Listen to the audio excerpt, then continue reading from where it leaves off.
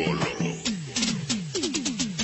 were born that far away, so we can both make fun of distance. You better not a foreign land from the looking back of your existence. Maybe I was once the empty soulish, come echoes on your body. Never could imagine there were only so many ways to love somebody.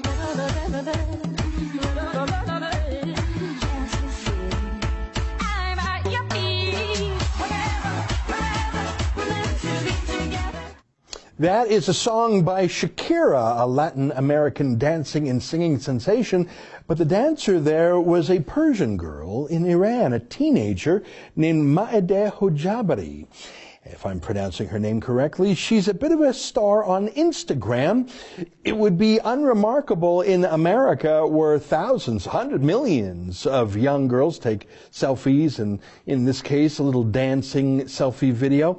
But in Iran, that's against the law, and Maedeh has been arrested and forced to make a confession. Joining us now via Skype from Washington, D.C. is an Iranian democracy activist we've spoken to on several occasions, Erica Kasrai. Welcome back to the show, Erica.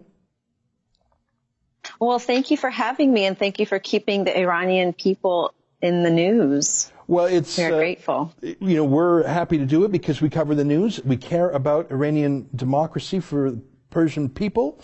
And what's interesting about this is that young lady there, I mean, she puts a real human face, a teenager dancing and having some fun in her own bedroom, a little bit of belly dancing or whatever. She sings her own songs. So relatable, I think, to people in the West. Tell me what happened, if I'm pronouncing her name right, to Maedeh. What did the government do to her? Well, unfortunately, this is how the Islamic justice system deals with the youth. Well, with anyone who, goes against Islamic law, a Sharia law. So let me start by saying that the youth are online, and this is the only place where they're able to be self-expressive. Instagram and Telegram are two of the major platforms that young Iranians are using today to communicate with each other and to communicate with the outside world. Because as you know, in the streets, they have to be covered. Women have to be covered. Their hair has to be covered. Their body has to be covered. So Maedeh is an Instagram, I guess you can say, kind of star. She is a gymnast and a dancer, and she used a software called Musical.ly to dance and make videos of herself dancing in her bedroom to be self-expressive. And the regime has been cracking down on, young people who seem to be getting a lot of traction and have a lot of followers. If you go to her IG page, she has almost, I think it's 600,000 followers. So they arrested her, and they forced her into a confession. I don't know if you have a clip of that. Yeah, I think we do. It's in Persian, but she basically is forced to self-denounce. Let's see if we can play that in the background while you.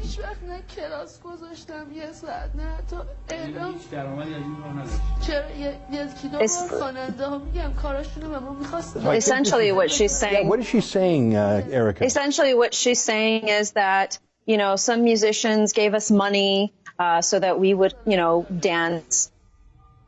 We would dance and to promote their songs. We would dance. Actually, she was arrested along with two other young ladies who created these Musical.ly videos. And they wanted us to promote their songs and their videos by dancing to them. I mean, in the West, that's completely normal. That's what gets me about this, Erica. I don't think this young girl, she's just a teenager, I don't think she said a political word. I don't think. I mean, I went through her Instagram. Not at all. And not one single political iota of politics was in her videos. This is just a young girl doing what young kids do and expressing the passion of dancing and music. I mean, this is ridiculous. So, in the West, we have this show on HBO called A Handmaid's Tale, and people who wear very restrictive clothing are the symbols of the misogyny of the Republic of Gilead, and that's a real meme in women's rights activism in America. But taking a beautiful young teenage girl who's doing nothing wrong, who's not being obscene, I mean, she shows her tummy in some of her belly dancing videos, that's about it, and arresting her, seizing her, making her do a forced, tearful confession, that is The Handmaid's Tale in real life. Erica, has any leading figure in the West, any leading politician, any leading celebrity, any leading musician stood up for Maideh? No, as a matter of fact, I think that the reason for that is because mainstream media is just not giving enough attention to cases like Maideh, because I don't think we really have journalists who are able to not only sort of cover the social media platforms and read Farsi or be able to really understand what's going on. And I think there should be a great shift in that. I mean, I would love to see women's rights activists coming forward and standing up for the women of the Middle East. I mean, frankly, right now there's been a backlash. You're seeing this great unity among women in Iran, greater unity among women because of cases like Maideh and others who've been arrested. I mean, Maideh was sentenced to 4 years in prison and 80 lashes for dancing. Oh, my God. I mean, so it wasn't just the confession, prison and lashes? Oh, my God. 4 years prison sentence and 80 lashes. This is how the Islamic justice system deals with. Was there a reprieve or has the sentence been carried out? I don't have any information on that. I think the case is still sort of, yeah. Oh my yeah, it's God. pretty unbelievable. You know what? That's such an outrage. I want to talk about one other young lady, and I'm going to try and pronounce her name right. You correct me if I'm wrong. Shaparak Shazarizadeh. She was a little more political. I don't think she's a teenager. I think we've got an image of her taking off her hijab and waving it around. So this is not a teenager in her bedroom dancing to Shakira songs. This is a young woman on the street holding up her hijab on a stick, showing her hair. Oh, my God. Like you can see, she's not obscene in any way. She's just showing her hair, which was lawful in Iran until the Ayatollah's revolution. Tell me what's happened to her. She was grabbed by the religious cops, prosecuted, sentenced, convicted, etc. too. Tell me what happened to Shaparak. So Shaparak is one of many women who've been arrested for waving their hijab in public because of a campaign called White Wednesdays. And on every Wednesday, a woman will go into the street, remove a white headscarf and wave it in public defiance of forced hijab. As you know, in an Islamic country, under Sharia law, a woman is to cover her hair as to not arouse the eyes of a man that is not her husband. And Shaparak was one of the women who was arrested on Revolutionary Street in Tehran for doing that. She was sentenced to 20 years in prison for this act. 20 years in prison. Murderers 20 years get less. Murderers get correct. Less. She was to serve 2 years of that sentence and then be on probation for 18 years. So we do know that Shaparak has left the country before she was arraigned. She's escaped. We don't know exactly of her whereabouts, but she's posted a video online right now that's circulating, basically saying that she's left the country because she feared for her life. Now, mind you, she was arrested with her 2-year-old son when she was arrested. So, yeah, there's absolutely zero mercy in this regime. I think I hear we have a copy of her video. I'm not sure what language it is. Let's put that up just for a second. No, actually, I think we have subtitles for this one. Okay, let's take a quick look at her video that she posted upon fleeing the country. سلام. شاپرک شجریزاده هستم، یکی از زنانی که با کمپین چهارشنبه‌های سفید و دختران خیابان انقلاب به حجاب اجباری اعتراض کردم. 3 بار بازداشت شدم و در کاشان متوجه شدم که با پرونده سازی میخوان حکم من رو سنگین کنن و با توجه به اینکه با پسرم بازداشت شدم اصلا احساس امنیت جانی ندارم. از ایران خارج شدم. در حال حاضر وکیلم خانم نسرین ستوده در بازداشت هستش و جدیداً هم شنیدم که برام حکم 20 سال زندان رو بریدم. به خاطر بی‌عدالتی و نابرابری که تو سیستم قضایی ایران بود مجبور شدم که از ایران بیام بیرون. Unbelievable. And her lawyer was arrested. I mean, Lashed and Sentenced. Sorry, go ahead. Lashed and Sentenced is a very well-known lawyer who defends the rights of many women. And Nasrin Sotoudeh was arrested because of her willingness to support and to defend the cases of women like Ms. Shahpareh. Well, yes. Let me ask you a question. I mean, there's a lot of groups from Amnesty International, very well known, Reporters Without Borders, PEN International. These are people on sort of the journalistic side. I don't know if I don't know if the journalists, but Amnesty would certainly apply. There's other free speech and human rights groups, international women's groups. Can you tell me if any of these NGOs have said anything in public? Because I feel like these cases are so egregious. Are there any allies in the West?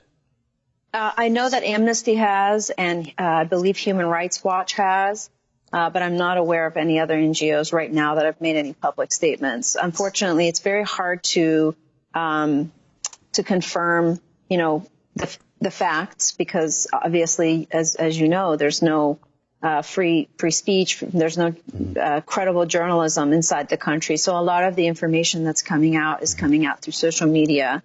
And, sources that are inside the country that are not, actual reporters. Let me ask you one last question, and I don't want to be partisan because this is a non-partisan issue, whether you're on the left or on the right, whether you're a Republican or a Democrat, a conservative or a liberal, we can all stand behind the Democratic activists. And I'm sure they're on the spectrum too, from socialist to conservative too. But let me ask about Donald Trump, not because he's a Republican, but because he's the President of the United States. And he has criticized Iran in various ways, including on the nuclear deal. Do you see any indication that under Donald Trump, the United States is more seized with the issue of democracy and this democratic rebellion in Iran? Has there been any activity from the State Department that would give you hope? Well, let me say this again. I know I've said this to you before on your show. The people of Iran love Donald Trump. I mean, I have been watching, Iran for almost a decade. And, profiling these various social media websites, I think that a lot of the empowerment and the activities, the protest movements that you're seeing today is an actual direct result of the words of Donald Trump supporting and empowering the Iranian people. I'm startled to hear that. Why? Help me understand. Well, there's a hashtag storm. We love you, Donald Trump. We love you, Trump. Thank you, Mr. Trump, because they see him as the first president that's been able to stand up to this regime, that he's not backing down. And so, it's not propaganda. For sure, it's not propaganda. I can tell you that the people of Iran are looking to the United States as the beacon of freedom to pave the way. And I know that the policy of the United States right now is not for regime change, but I know that because of the words of Secretary Pompeo and Donald Trump, whether it's their tweeting, whether it's their interviews, they're not addressing the regime, they're addressing the people and encouraging and empowering them. And I would say that I would caution any policymaker, that wants to take a particular position. But I think that when you are speaking directly to the Iranian people, encouraging them, that speaks louder than words. Well, that's amazing. I had no idea that was going on on a grassroots basis. And it gives me a flicker of hope. And I hope that the cases especially of Mo'adeh, who is such an innocent young girl who has nothing to do with politics, to be arrested, tried, convicted, sentenced for dancing, forced to make a tearful televised apology. I find that so shocking. And if there's any genuine, authentic love for freedom and human rights in the expressive communities in Hollywood, in New York, in London, I hope that that pricks them to action. And we'll do our small part and spread the word about this. Erica, it's a pleasure to talk with you. I hope that we can talk again soon. Thank you, Ezra. I appreciate you having on your show again. I just want to remind everyone who's listening and watching to take your freedom very seriously. There are people living in the world that wish they could live in your shoes. So especially women who just don't have any idea what a privilege it is to live in a free and a democratic society. Well said, and I wish every woman in the West would take that to heart, and I'm so grateful that you are fighting for the women of Iran and other places. Thank you, Erica. Thank you, sir. All right. Well, that's Erica Kasrei, an Iran democracy activist who joined us via Skype from Washington, D.C. Very interesting, very troubling stories, but also a glimmer of hope behind it all. That's an excerpt from my daily TV show, The Ezra Levant Show. Normally it's behind a paywall, but I thought you'd like this video, so we put it on YouTube. If you want to subscribe to watch the daily show every day, including always 2 interviews a day, and I read my hate mail, just click on this screen and become a premium member.